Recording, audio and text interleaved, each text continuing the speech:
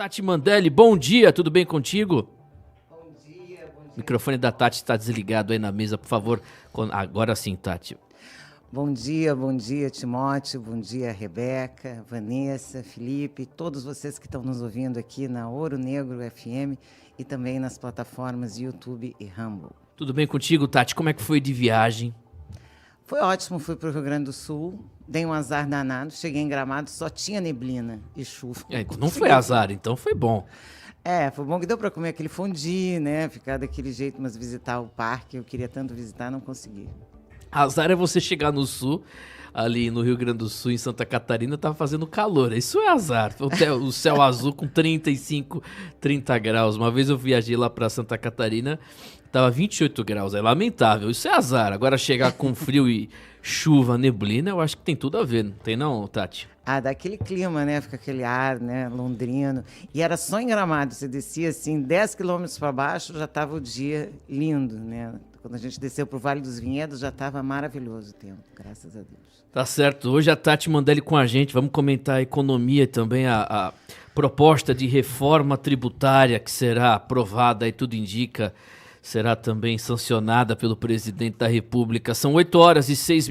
Vamos começar falando de Israel. O Benjamin Netanyahu, urgente, disse ontem que Israel assumirá a segurança em Gaza por período indefinido. Eu acho que quando foi acertado essa faixa de Gaza e se deu para o povo palestino essa liberdade, isso gerou uma possibilidade para esse grupo terrorista, o Hamas, manter, sim, 2 milhões de palestinos como reféns. Tanto que eles são tão covardes que eles se escondem em túneis subterrâneos e fazem seus bunkers embaixo de hospitais, de escolas, de universidades. Então, um grupo terrorista que não tem sequer zelo pela sua própria população não pode trazer para essa faixa de Gaza nenhum tipo de segurança. Eu tenho certeza que se Israel retomar não só a segurança, mas o domínio também social e econômico, nós vamos deixar de ter 2 milhões de miseráveis e vamos passar a ter, talvez, 2 milhões de pessoas que vivam melhor em situações muito melhores e mais prósperas. Porque é isso que a gente vê em Israel comparado com os seus estados vizinhos. A pujança econômica contra a pobreza absoluta dominada por grupos terroristas. Então, Israel tomar Gaza é praticamente uma libertação do povo de Gaza, e não o oposto do que vem dizendo. Esse grupo Hamas hoje só serve para uma coisa: alguém defendeu, você bloque, porque não dá para conversar com alguém que tenha qualquer tipo de defesa a esse grupo terrorista. Eles fizeram dos cidadãos da faixa de Gaza o seu grande escudo humano. Então são como ratos enfiados no esgoto, guardando todo o seu arsenal e a sua maldade, e em cima pessoas inocentes, normalmente manipuladas por eles. Não é muito diferente do que a gente vê também nas favelas do Rio de Janeiro e agora, mais recentemente, aqui na Bahia. O Hamas, ele fez de uma mesquita um local de lançamento de foguetes. Olha essa. É típico dos covardes, né? É típico dos covardes. Quer dizer, são ratos. Por isso que eu digo assim, essa liberdade que se deu ao povo da faixa de Gaza, que foi negociada ao Estado palestino, teve eleições, vamos lembrar que o Hamas também ganhou as eleições lá. Então, assim, porque mantém esse povo refém. Imagina você saber que embaixo do hospital, da escola do teu filho, tem bases imensas, cheias de mísseis e tudo isso financiadas, lógico, pelo Irã, esse mesmo Irã que agora é a presidente da Comissão de Direitos Humanos da ONU. Isso 2 semanas depois de ter matado a pauladas uma menina que mostrou o cabelo de apenas 14 anos no metrô.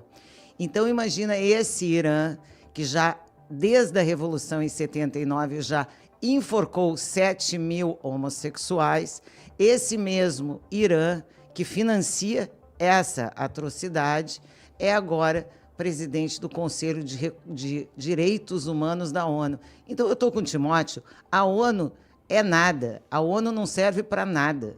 A ONU hoje é abrigo de progressistas terroristas no mundo todo. E, infelizmente, a nossa ideia de criar uma grande entidade que fosse responsável pela paz é hoje uma entidade responsável, sim, pela guerra e pelo conflito.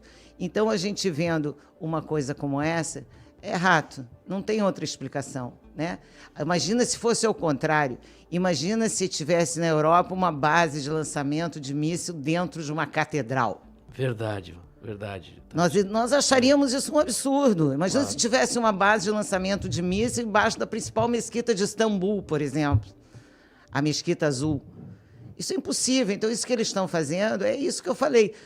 Eu vi cenas da ocupação de Israel, onde o exército Hamas, a paisana, além de se misturar com civis, ainda estava atirando de dentro do hospital. Imagina essa situação. Então, Israel entrou no hospital, mas entrou no hospital não é para pegar as pessoas que estavam lá se tratando, era para pegar os bandidos que estavam na janela atirando. Então, a imprensa vai distorcendo e vai distorcendo e vai distorcendo para transformar esse conflito, que é regional, num conflito mundial. E isso tudo foi pensado. É como eu digo sempre aqui, ninguém invade uma festa rave e mata 1.200 pessoas se não tiver um planejamento e um background, quer dizer, uma força que o sustente muito grande. Nenhum grupo faz isso. Então, isso foi feito de caso pensado e muito pensado. Eu fico pensando no brasileiro que organizou isso, que eu acho que ele nunca mais vai dormir na vida dele. O pai do Alok, né? Pai do Alok, que agora está reclamando da fumaça na Amazônia. Oh, como assim reclamando da fumaça na Amazônia? Já não sabia que o governo do amor é assim? Fumaça para eles o tempo todo e riqueza para nós? Então, assim, eu espero que muitas pessoas que se dizem do bem estejam, de alguma forma, alinhadas com essas ideias de que de progressistas não tem nada, que querem só o caos do mundo, vendo essas atrocidades, acordem. Porque se não acordarem, nem vendo essas atrocidades, aí são realmente caso perdido. Letícia Sabatella diz que Israel matou civis israelenses no dia 7. Olha, falar desses atores da Globo, desses artistas, né? A gente teve, assim, essa semana, nesses últimos 3 dias, de domingo para cá, 3 artistas que deixaram o Brasil com vergonha. Uma foi que não sabia cantar o hino nacional, pelo amor de Deus. Foi lá fazer um show, não sabia cantar o hino nacional. Funkeira vai saber cantar o hino. Quem contratou? Essa é a pergunta. Mas deu vexame internacional. Aí vem essa moça e fala essa bobagem. Isso é um problema para a Meta, inclusive, porque a Meta não tem domínio pelo que ela escreve, mas tem que responder civilmente. Isso vai dar muito problema, capaz da Meta aumentar o seu nível de censura sobre esse assunto, por exemplo, porque ela fica pela legislação brasileira, eu sei porque eu tenho uma amiga minha que trabalha lá, fica numa posição muito vulnerável, quer dizer, eles podem, com razão, suspender a conta da Meta aqui no Brasil e fazer outras coisas, quer dizer, uma ignorante completa, chama os outros de fake news como se ela estivesse dando um furo, quer dizer, débil mental, completamente débil mental, do alto do seu apartamento no Leblon, quem sabe olhando e lendo umas bobagens, veio dizer uma besteira dessas, rapidamente respondido pelo governo de Israel.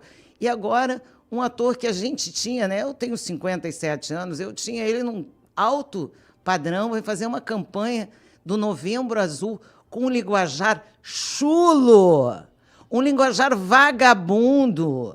Podia dizer a mesma coisa de uma forma elegante, quer dizer, acabaram com a elegância no Brasil. Quem contratou o Ministério da Saúde? O que ele foi fazer? Uma campanha para o governo. Então, olha esse desgoverno, como aposta na baixa cultura, na baixa moral. Em tudo isso, uma pessoa usa palavras chulas numa propaganda, um ator velho já, consagrado, se dá o papel, ao desplante de fazer uma campanha vagabunda dessas e se queimar ao longo da sua vida, no final da sua vida, é vexatório. Então, assim, eu não espero mais nada da classe artística. Realmente não espero mais nada, porque o que a gente tem assistido, um atrás do outro, é desrespeito com o Brasil, desrespeito com a verdade, desrespeito com a população. E a audiência não vai deixar isso barato. E esperem, um dia vocês não vão morrer, como já estão morrendo vários, por falta de audiência. Cancelados essa semana, tivemos shows cancelados aí em Santa Catarina, em Campina Grande, em vários lugares. Sabe por quê? Falta de público. Então, lacrou, se lascou. Essa que é a verdade. Eu tenho dito sempre, go woke, go broke. É isso que vai acontecer. E não vai ser diferente disso. Eu queria que você comentasse, você não veio ontem, queria que você comentasse o grande... Eu fiquei emocionado ver a Ludmilla lá no GP. Tem um vídeo aí, Felipe Dilon? Deus me livre, nem passa que dá vergonha. Você tem um vídeo ainda na máquina? Eu quero ouvir a Tati Mandelli, que eu fiquei emocionado ontem.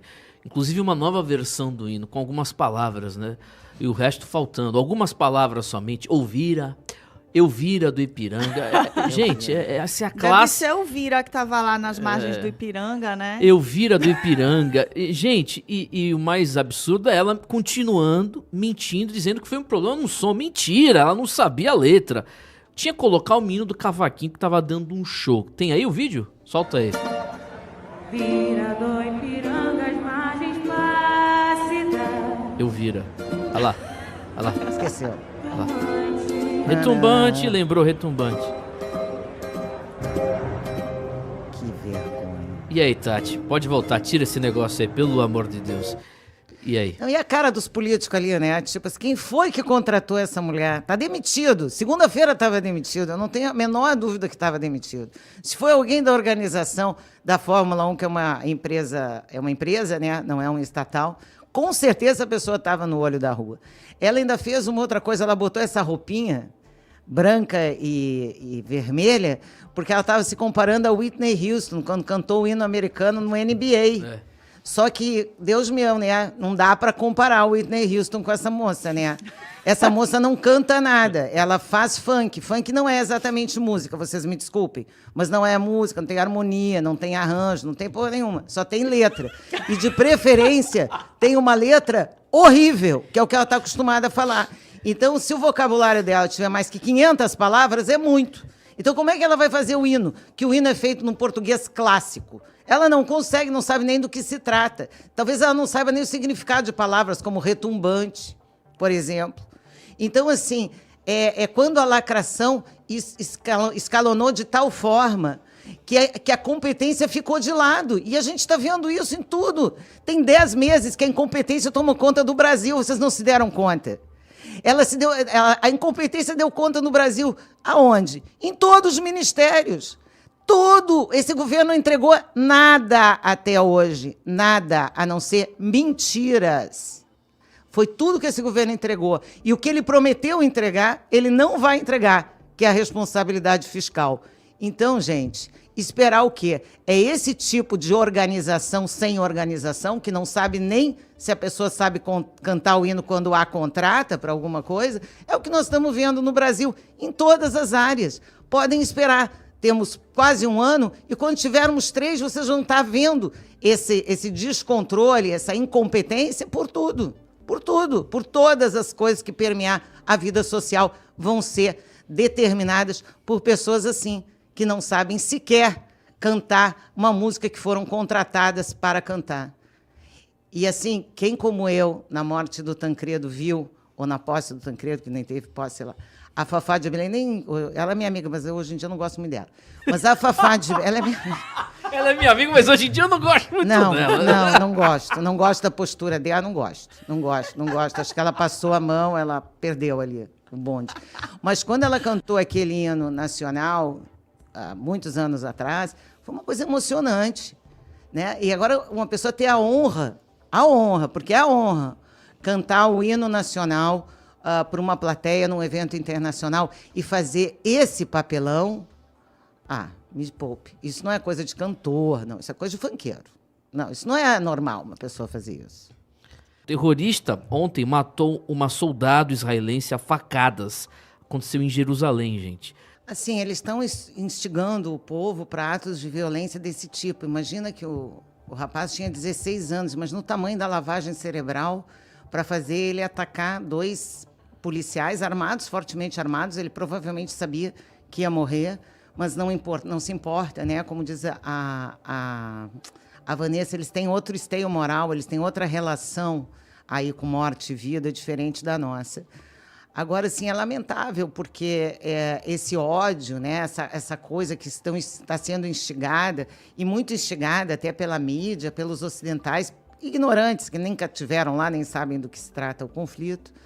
E esse tipo de ação vai ficar cada vez mais comum no mundo. A gente vai começar a ver fulano esfaqueado aqui, fulano esfaqueado ali, e está um perigo, né? Ontem eu vi o chanceler alemão, né, o presidente da Alemanha, lá, o primeiro-ministro, dizendo que ele tem ouvido que os judeus estão com medo de ir à escola, estão com medo de sair na rua, estão com medo de abrir seus comércios. Quer dizer, está voltando uma Alemanha que eles prometeram enterrar há 80 anos atrás.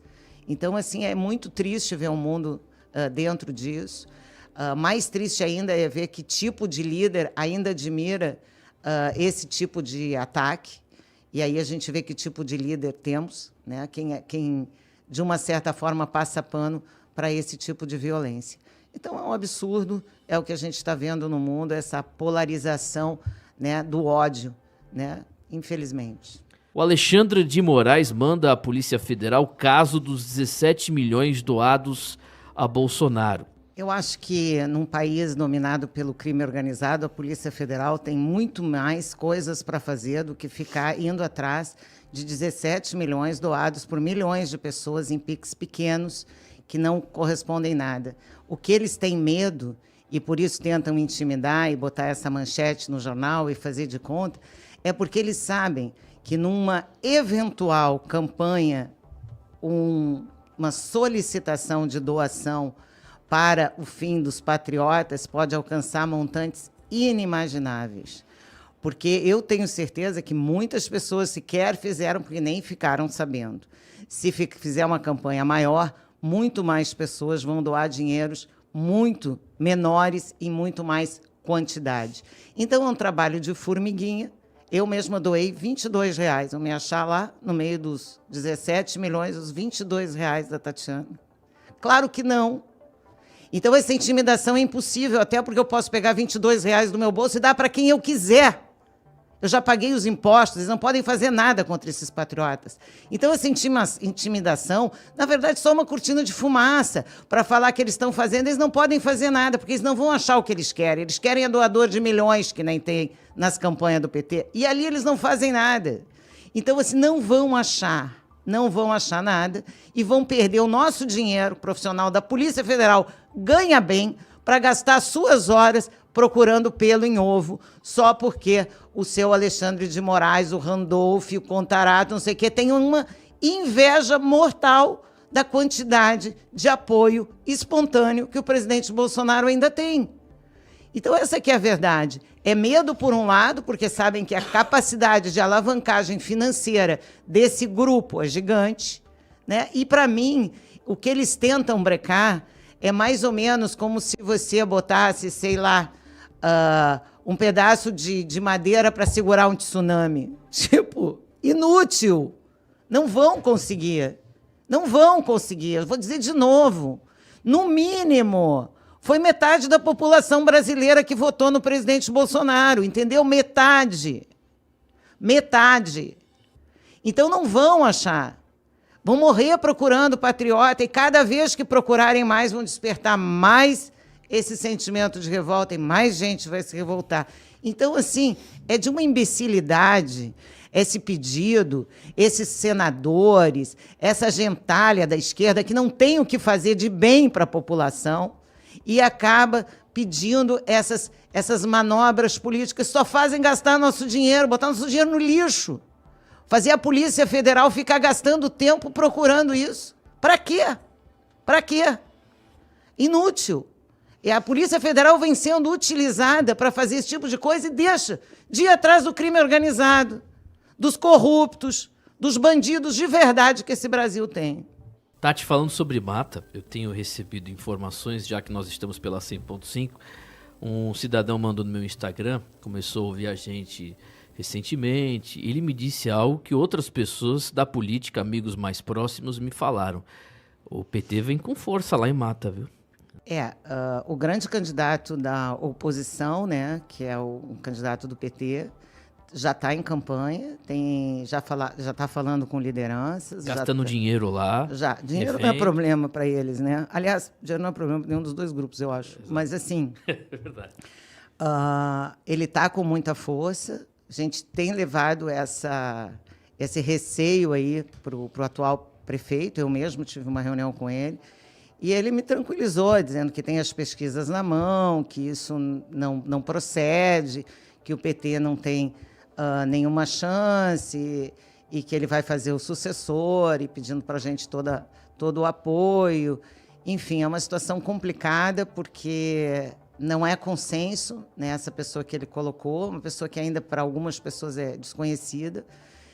Mas, assim, estamos fazendo de tudo para ver se a gente consegue fazer uma composição aí e não deixar esse candidato do PT, que é uma pessoa muito simpática, muito petista, assim, né, simpática, bonachão, vai lá, fala com um, com outro, promete que nunca vai cumprir, enfim. Mas tem esse risco, sim. Apesar de que o atual prefeito não está preocupado, me disse na mão que tem as suas pesquisas, né, e que está tudo sob controle. O Neto também me disse isso quando eu vim dos Estados Unidos. Enfim. Eu acho que assim, a melhor definição do PL é que ele é um partido do Centrão. Então, você, ouvinte aí de Lagoinha, sabe o que é ser um partido do Centrão? Ele vai onde está o dinheiro. Onde está o dinheiro? Está o Centrão. Então, tem algumas figuras que defendem a causa de direita dentro do PL, algumas bastante, a grande maioria dos deputados eleitos, a grande maioria. Mas o PL nasceu e sempre foi um partido que está ali colado com os governos, seja de esquerda, e quando foi o Bolsonaro, de direita. Então, assim, o PL não é um partido como partido que nasceu e que vive essa ânsia conservadora. De jeito nenhum. Eu tenho visto as campanhas de cancelamento e digo que os artistas são burros. Jamais uma marca, um produto, um artista tem que se declarar qualquer coisa, porque ele ali está prestando um serviço para um público. Quando ele chega para esse público e fala, eu não quero vocês, e esse público, simplesmente a maioria do Brasil, acontece como aconteceu com o Felipe Neto, como aconteceu com o Lulu Santos, como vem acontecendo com a Luísa Sonza essa semana. As pessoas não vão mais aos seus shows. Eu, dependendo do artista, se estiver tocando na rádio, eu pulo. Mesmo que eu goste da música, eu pulo, só de raiva, só para ele saber que eu pulei, que eu não gostei, bota um don't like, porque as pessoas não gostam disso. Quando o artista usa a sua força para manipular o povo, que foi isso que vocês fizeram, tem uma hora que o povo revida, viu? E isso a gente está vendo acontecer com a classe artística. Nunca foi tão desmoralizada como agora. Nunca foi. Né? Como eu falei, só nos últimos 3 dias foram 3 artistas consagrados e tal, que estão super mal vistos pela mídia como um todo, ou pela população. Isso por quê? Porque se prestam a um trabalho ridículo. Está valendo muito o cachê para o Antônio Fagundes falar do cu alheio aí. O Alexandre de Moraes autoriza a família de Roberto Jefferson a visitá-lo em hospital. Quando eu vejo uma notícia dessas que demonstra a desumanidade de determinadas pessoas, a única coisa que me vem à mente é uma coisa chamada ação e reação. É impossível, nesse nosso universo, você mandar uma ação e não colher uma reação depois. Então, eu tenho pena, eu realmente tenho muita pena dessa pessoa que está fazendo todos esses atos de tirania, porque elas nunca passam ilesas por isso. Tragédias os acometem, porque é assim que funciona a Lei Universal do Retorno. E eu espero que a Lei Universal do Retorno pegue essas pessoas que estão fazendo esses atos de desumanidade de uma forma bastante grave. É tudo que eu espero que aconteça. Lula reúne líderes do Senado por aprovação da reforma tributária. Acho que essa reforma vai jogar o Brasil num dos países que tem a maior carga tributária do mundo, e isso não pode ser positivo. O mercado também achou positivo o Lula, porque os bancos sempre ganharam milhões na época dos governos socialistas. É assim em todos os governos socialistas. Então, o mercado são quantas pessoas? 80 pessoas, talvez, contra milhões de empresários, principalmente do setor de serviços, que vão ter nessa reforma um impacto imenso. Eu realmente acho que isso é uma temeridade. Essa reforma tributária vem para aumentar os impostos no Brasil, porque eles não conseguem fazer o dever de casa, que é diminuir a despesa. Então, conforme eu disse, é uma reforma tributária que não pode ser bem vista pelo brasileiro, porque ela vai tirar dinheiro do bolso do trabalhador e colocar dinheiro nessa classe política, que não faz outra coisa a não ser desperdiçar o nosso dinheiro em programas que não servem para nada. Basta ver a última prova do Enem. Depois que a gente leu aquela prova do Enem, eu que sou mãe, eu tenho um filho de 19 anos, viu, Timóteo? Eu proibi ele de fazer o Enem e proibi ele de entrar na faculdade. Você é louca. Você fez o certo, concordo. Eu sou louca. E eu disse para ele, meu filho, você tem opção. Vê algum lugar do mundo e vai. Não, mãe, todo lugar está igual. É verdade, todo lugar está igual. Estão destruindo o ensino universitário no Brasil. No mundo. E isso é muito ruim, porque numa época em que as profissões tendem a mudar, a inteligência artificial tende a ir. Então você que está aí preocupado com o teu filho no Enem, já dá graças a Deus se ele não passar. Porque quem é que vai querer um filho que saiba interpretar uma prova daquelas, que é nojenta? É nojento. O que a gente viu no Enem ontem é nojento. Então, assim, estamos vivendo num Brasil, infelizmente, que abandonou Platão e abraçou Paulo Freire. Quer dizer, dentro desse absurdo, a educação sucumbiu no Brasil. E não é à toa que os grandes grupos, BlackRock, não sei o que, estão comprando todas as instituições de ensino privado. Vocês já se deram conta disso? Pois é. Algum motivo há de ter, porque daqui a... Eu, por exemplo, só já coloquei o meu filho no Senai Cimatec, porque, graças a Deus, é uma escola que não é progressista no seu discurso, porque está ali para ensinar coisa técnica.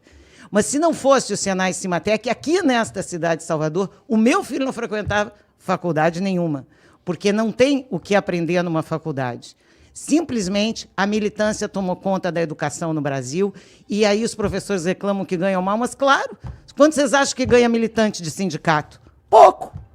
Se eu sou militante, não sou professor, não estou ali para ensinar nada, estou ali para fazer uma manada. Então é isso que a gente está vendo.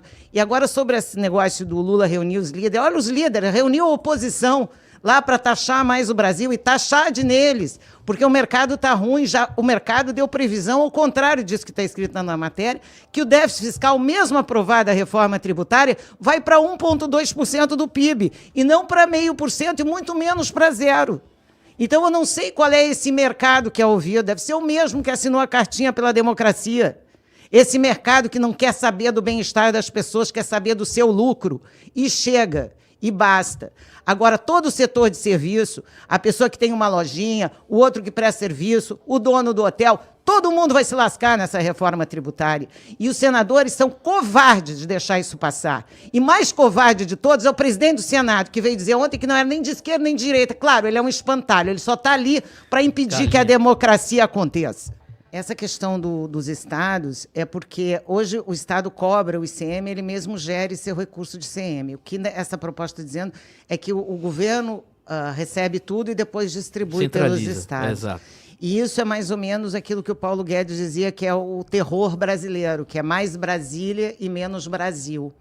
Então, o dinheiro que eu arrecado aqui em Salvador, em vez de ficar em Salvador, ele vai para Brasília e depois ele volta uma ínfima parte, o resto sabe Deus lá por onde, que outro estado ou que outro lugar vai.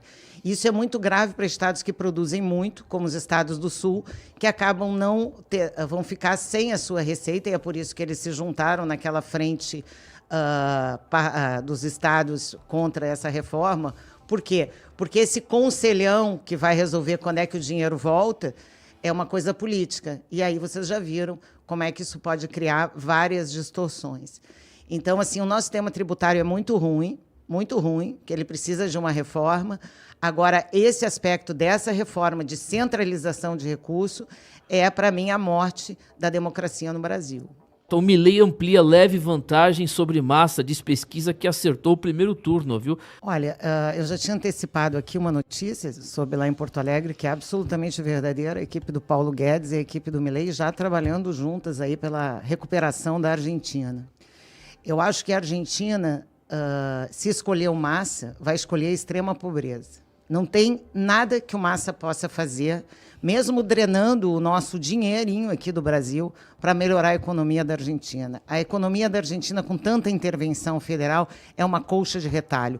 É $1 para exportar carne, outro para exportar arroz, outro para exportar milho, outro para exportar trigo, outro para exportar vinho. Quer dizer, é uma loucura, uma inflação galopante, já 150% praticamente. O dólar disparado, ele sem recurso de balança comercial para poder fazer frente ao mercado negro que hoje manda na Argentina. Dizem que a quantidade de dólar embaixo dos colchões da Argentina seria suficiente para levantar a Argentina no primeiro momento, de tantos argentinos têm toda a sua poupança em dólar. Então, assim, o que a gente está vendo agora é a Argentina com 2 cenários. Ou vai para a extrema pobreza, com a ajuda dos nossos marqueteiros baianos, muito obrigada, aos pobres que agradeçam, ou vai por um caminho de desenvolvimento econômico que para nós vai ser maravilhoso, eu digo para nós aqui da direita, que acreditamos que também o Brasil pode ser uma grande potência mundial, é ter essas políticas como tivemos aqui, de déficit zero, de competência do Estado, de desfavorecimento de grupos políticos e etc., que tivemos aqui no governo Bolsonaro, termos lá na Argentina. Contra, evidentemente, a mídia, que mama, né, nas tetas desse governo, como aqui, lá também. Então, assim, eu espero mesmo que o Milei ganhe, porque a Argentina, dando esse grande salto quântico aí que deve dar dentro de uma situação política e econômica mais importante, vai ser muito mais vinho que vai ser produzido, muito mais carne que vai ser produzida, porque eu conheço várias pessoas que já não abatem, que já não plantam, que já não fazem nada, lá na Argentina e aqui no Brasil também. Então, assim, a economia nessa situação do Massa é uma situação de economia estancada, sem nenhuma chance de crescimento, com um Estado tendo que pagar uma dívida que ele não tem como pagar. A Argentina dá prejuízo há mais de 50 anos, ela tem déficit fiscal. O FMI não tem o que fazer para liberar um pouquinho de dinheiro, precisou de um aval do Brasil. Então, assim, pelo bem do meu dinheiro e do meu país, eu espero, sinceramente, que o Milei ganhe. Porque se o Massa ganhar, vai ser o seu dinheiro aí que vai parar na Argentina. Escuta o que eu estou dizendo. O seu dinheiro vai parar na Argentina. E falando também sobre este mesmo assunto, Tati, Vanessa, ouvinte, Milei acusa o Lula de interferência na campanha presidencial da Argentina. É claro que está interferindo, né? Está pagando os marqueteiros. Eu acho até que as campanhas estão sendo feitas aqui no Brasil. Aqui no Brasil. Estão, viu? Estão, né? Eu não queria falar nada, mas eu recebi a informação que estão sendo editadas aqui no Brasil. Quer dizer, e tem... Eu digo assim, nós... Até vou avisar, né? Para que alguém tenha o interesse. Nós temos uma vaga no departamento de marketing da Tideli nesse exato momento. Já recebemos mais de 100 currículos, todos horríveis. Então, assim, esses marqueteiros aqui da Bahia, eles desaprenderam a fazer campanha de marketing. Eles só sabem fazer campanha mentirosa de fake news política. Aí eles conseguem fazer, né? Vem elegendo a esquerda um monte de tempo em cima do quê? Mentiras. Mentiras. E estão fazendo a mesma coisa na Argentina. Mentindo para a população, gerando e espalhando medo e pânico. Exatamente o mesmo modus operandi que fizeram aqui. Jogando que eles precisam de pobre, eu já falei isso, o regime socialista precisa de pobreza, terrorista precisa de Estado pobre, não tem terrorista em Estado rico, se tem, é rapidamente eliminado. A gente tem esse tipo de abuso de poder em lugar que a extrema pobreza escalona, esse lugar chama-se Argentina. A Argentina tem 50% da sua população pobre, a Venezuela tem 94%. Então, assim, olha para onde estamos indo. É claro que o Lula vai jogar no quanto mais pobre, melhor. Afinal de contas, ele é o defensor dos pobres. Quanto mais pobre, melhor para ele. Estão vendo isso? Então, lógico que ele está bancando, que a equipe toda que trabalhou para o Lula está trabalhando para o Massa, e estão fazendo, e a gente teve essa semana, não sei se vocês viram, uma manifestação na frente da Casa Rosada contra fraudes nas eleições argentinas. Então, quer dizer, o modus operandi, aqui e lá é o mesmo, não muda nada, nada. Toda essa virada da esquerda nos Estados Unidos, depois no Brasil, depois não sei aonde, daí no Chile, aí no Peru, aí na Colômbia. Só cuidado com esse tema, viu, Tati? Elas todas têm o mesmo modus operandi. Então, assim, precisamos de muito mais volume para poder fazer frente a essa outra ameaça, bastante pouco republicana, que temos aí na nossa frente em quase todas as pseudodemocracias aí que a gente tem visto.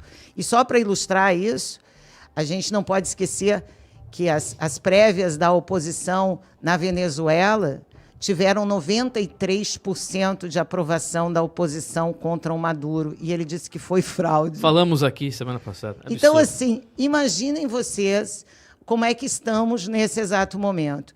Eu vou lembrar sempre que quem conta os votos faz parte, né, de uma empresa privada mundial, que é dona de quase todas as marcas do mundo, também é de quem conta os votos em todos os lugares. Então, assim, precisamos ter muito cuidado com o que estamos ouvindo. Eu acho que a quantidade de argentino a favor do Milei tem que ser muito maior do que essa que está divulgada. E eles, se divulgaram tão pequeno, estou com a Vanessa, é porque já estão sentindo que a dificuldade é muito maior para o Massa ganhar. Eu espero, sinceramente, que a Argentina se liberte da ilusão de achar que o Estado pode dar tudo para o cidadão, porque o Estado sem o cidadão não existe. E aí você inverte os papéis. Como é que, assim, o Estado depende do cidadão? Não é o cidadão que depende do Estado? Pelo amor de Deus! Que discurso distópico, usando a palavra deles, é esse? Só trouxe miséria para o mundo todo. Então, eu espero, sinceramente, que o Milei ganhe, que a equipe econômica dele, que eu já sei que é de primeira linha, já estamos todos sabendo que é de primeiríssima linha, que essa equipe econômica tire a Argentina, que é uma potência na América Latina, do buraco, e mostre para a América Latina que, sim, nós podemos mais que esse socialismo barato, corrupto e incompetente. A Polícia Federal indica o perito para acompanhar Moraes no acesso às imagens de Roma. Viu? Essa novela continua. É óbvio, né, que não houve agressão. Se tivesse tido, já teríamos visto. Né? É óbvio. Isso é uma coisa que qualquer pessoa normal sabe. Cadê a prova? Não, a prova não podemos ver, porque é a palavra dele contra a nossa, que eu já disse. Ele ouviu falar, ele entrou no avião, ele fez um pix, ele mandou uma notícia falsa. Espalhou no Brasil uma notícia falsa, perseguiu uma família à toa, sem crime, e agora está sem saber como é que vai sair disso, porque isso, sim, é motivo suficiente para ele perder o cargo, e ele sabe disso. Então, assim, vários juristas já estão se movimentando em vários lugares para montar uma ação contra o Alexandre de Moraes. Boa. Porque ele, sim, cometeu um crime. Ele cometeu um crime de perseguir uma família por conta de uma agressão que não houve. É por isso que agora ele quer ficar no caso, ele quer acompanhar, mas não vai dar, porque nós estamos lidando com a polícia italiana. E eu aposto com vocês algumas fichas que em breve, muito breve, nós vamos ter essas imagens aqui para mostrar para o Brasil. E é isso que ele mais teme, porque, na verdade, vai ficar evidente que ele criou uma perseguição a uma família inteira, usou a Polícia Federal, fez um processo onde não houve nenhum crime. Então, significa agora, ele vai no supermercado, só para você que está aí entender, ele vai no supermercado, passa por mim, por exemplo, e eu de mau humor, sei lá, eu por que cargas de motivo, olho para ele com aquela cara e digo, porra, não gosto de você. Aí, em seguida, a Polícia Federal está na minha casa. Aí ele vai dizer que eu dei um tapa nele, mas eu não dei um tapa nele. Aí ele pega as câmaras de segurança e diz que não podem ver. Como não podem ver? Então, assim, se não mostrou até agora, né, já demonstrou o que é. E se está tão preocupado em ter uma pessoa que eu acompanhe, quer ser instrutor do caso, como se o caso fosse de STF, pelo amor de Deus. Então, assim, é um ridículo. É como eu disse, é a Polícia Federal, é perito, é o caramba, para resolver vaidadezinhas de poder tirânico, em vez de estar perseguindo aí traficante, estuprador, gente que vende criança. Isso a gente não vê. Agora, essas baboseiras todas preenchendo a mídia achando que é bonito, não vê. A jornalista parou de pensar agora. Agora, tudo que é jornalista agora não pode mais pensar. O Jorge Pontual deixou claro que ninguém mais pode pensar no Brasil. Porque se ele precisa pedir desculpa para o patrocinador, que é a SECOM, acabaram os jornalistas no Brasil. O Jorge Pontual acabou de enterrar a classe jornalística. Não existe mais opinião em rede pública de TV. Não existe mais. Porque se eu der a minha opinião, cortam o meu patrocínio, me mandam para a rua. Então, que tipo de jornalismo é esse? Funciona por coação? E é isso que aconteceu aí. Coagindo as pessoas, coagindo a imprensa, coagindo cidadãos comuns, né, para vender uma ideia de uma agressão que nunca aconteceu. Nunca aconteceu. E se tivesse acontecido, seria o filho dele, também não seria ele, não seria motivo do Supremo Tribunal Federal se meter como se mete agora em qualquer coisa. Quer dizer, a polícia agora federal, como eu disse, tão bem paga por nós cidadãos, agora vai para procurar pelo em ovo ou para disfarçar mal feito. É para isso que está servindo. Então, imagina uma pessoa que é concursada da Polícia Federal, deve ter vergonha do seu cargo, por isso que andavam fazendo greve esses dias. Não faz sentido. E agora a gente tem outra parte, a parte que foi acusada, que tem direito lá na Itália a receber as imagens verdadeiras. Então, assim, esse caso é horrível e talvez seja um grande álibi político aí para a gente combater esse mal tirânico que esse membro da Suprema Corte, infelizmente, tem impetrado a todos nós brasileiros. Só não vamos esquecer que ele representa um grupo, ele representa uma parte do que a gente chama de establishment. E ele é uma parte importante desse establishment. Então, assim, agora não é também para instaurar a tirania no Brasil. Eu já disse para ele, se ele quer evitar esse tipo de coisa, é melhor nunca mais sair de casa, é melhor não ir no clube, é melhor não sair de casa, é melhor continuar indo a eventos privados, porque cada vez que ele aparecer, o que ele vai receber, se não receber gritos e manifestações, no mínimo, vai receber uma energia negativa horrível. Tati, o que você tomou hoje? Não, eu tô com um pouco Tati, de dor de hoje Você dentro. tá bem. afiada, mas afiada. Tati hoje Rapaz. chegou com tudo aqui, viu? Você vai na empresa hoje? Coitada do pessoal. Você vai lá na empresa hoje? Vai naquele departamento lá? Rapaz, abaixe, viu? Não passe no RH hoje, não, viu? Meu Cara, amigo. gente, não, mas assim, esse assunto indigna um pouco, mas eu tô um pouquinho mais assim, porque também eu tô com uma dor de dente horrível. Ah, você tá descontando nos comentários. Tá certo. Mas tá muito bem. Mas é que excelente. também diz que se também não faz um barraco, também não dá audiência, Tem né? que Tô fazer. ajudando aqui. É né? isso aí. Não, os comentários estão maravilhosos. Vamos lá, gente. Isso aqui você vai falar mais ainda. Olha a dor de dente. Vai aumentar agora, Tati. 6 deputados baianos votam contra projeto de lei que endurece penas para crimes de furto e roubo. Olha, eu até achei um alento, porque eu achei que muito mais deputados iam votar a favor disso. Afinal de contas, grande parte deles são votados justamente por essa galera que eles estão defendendo, que são os bandidos. A gente viu. Não é diferente, foi diferente, o Lula ganhou em todos os presídios. O Massa também, na Argentina, ganhou em todos os presídios. É uma coisa normal. Então, é claro que eles não vão aumentar a pena de ninguém, né? Para que aumentar a pena de ninguém se eu vivo justamente dessa violência? Agora, sobre o Otto Alencar Filho, me chama a atenção, não é a primeira vez que ele vota contra o governo Lula, ele já votou contra o governo Lula em algumas outras ocasiões até que outros partidos mais alinhados com os conservadores votaram com Lula e ele votou contrariamente.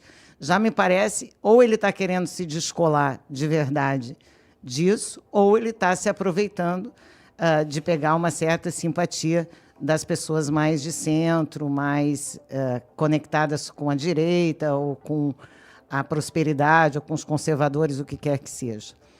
Ele já fez, ele votou também, dizem que votou por engano, contra o benefício da BID, também, lembram disso? Sim. Então, assim, ele, na verdade, se descola um pouco da imagem do próprio pai e manda um recado dizendo, olha, eu fui muito bem votado, e ele foi realmente muito bem votado. Foi o mais Foi votado. o mais votado. E isso já mostra que ele tem outros sonhos, né? Então, ele já está conversando com outros públicos, porque aquele público ele já tem, ele quer conquistar outros. Então, acho que ele está politicamente jogando, e está jogando à direita, né, para tentar buscar, talvez, os nossos votos. É isso que eu acho. Criminalizar aborto é uma má política pública, diz o presidente do STF, Barroso. Criminalizar o aborto é uma má política pública. E eu vou dizer para o Barroso que tornar o aborto uma política pública é uma péssima coisa para a sociedade. Aonde foi que nós abandonamos os conceitos, que eu não vejo nenhum ministro do STF, nenhum militante de esquerda falar, por exemplo, de controle de natalidade, falar de várias coisas que a gente discutia na década de 90 e 2000, foram direto para o aborto, como se o aborto fosse uma solução de política pública. Vamos fazer política pública para as mulheres de verdade. Vamos fazer política pública como deve ser feito. Vão trabalhar onde vocês não trabalham, que é na prevenção.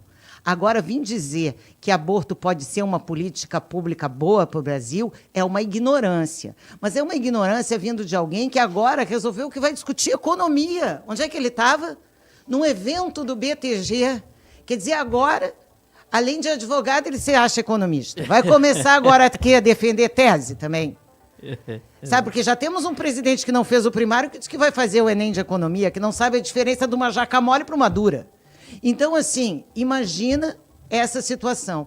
Então, o grande problema, você que está me ouvindo aí, e o mais grave de todos, é que nós abandonamos todas as outras políticas de prevenção que deveriam estar sendo divulgadas, e mais divulgadas, e fomos diretamente para essa questão do aborto. Então, assim, eu acho que ele está completamente equivocado. O aborto jamais pode ser discutido como uma política pública. O que tem que ser discutido como uma política pública é a prevenção, é o cuidado, é todas as outras coisas que envolvem, né, as mulheres que estão sendo relegadas aí nesse governinho das mulheres, bullshit. Não tem uma mulher decente nesse governo fazendo um trabalho decente. Sem contar que a ministra da Saúde de todas é a pior.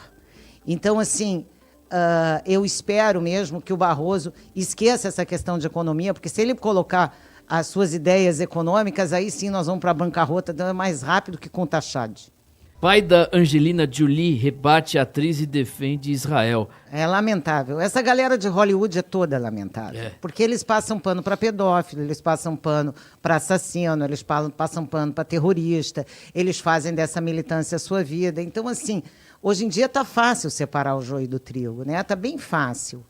Então, é isso que eu acho que a gente tem que fazer. E agora a gente pode dar opinião, posso ir lá e dar um dislike. Esses dias fizeram, a minha filha disse assim, pô, eu vejo uma série há um tempão, olha como é que essa série voltou da temporada assim, toda militante. Eu digo, vai lá e dá um dislike. Vai lá e dá um dislike. Vai dar e lá e dá, porque é a única forma que a gente tem, não assistir e dar dislike. É esse o jeito que a gente tem para fazer com esse tipo de pseudo-celebridade. Tati Mandelli, muito obrigado pela participação. Tati arrebentou hoje os comentários que em breve estarão nas redes da Brado, aí também nas redes sociais da própria Tati, os cortes dos melhores momentos aqui. Valeu! Valeu, Timóteo, valeu a nossa audiência maravilhosa. Estarei com vocês de novo na quinta-feira. Um grande abraço.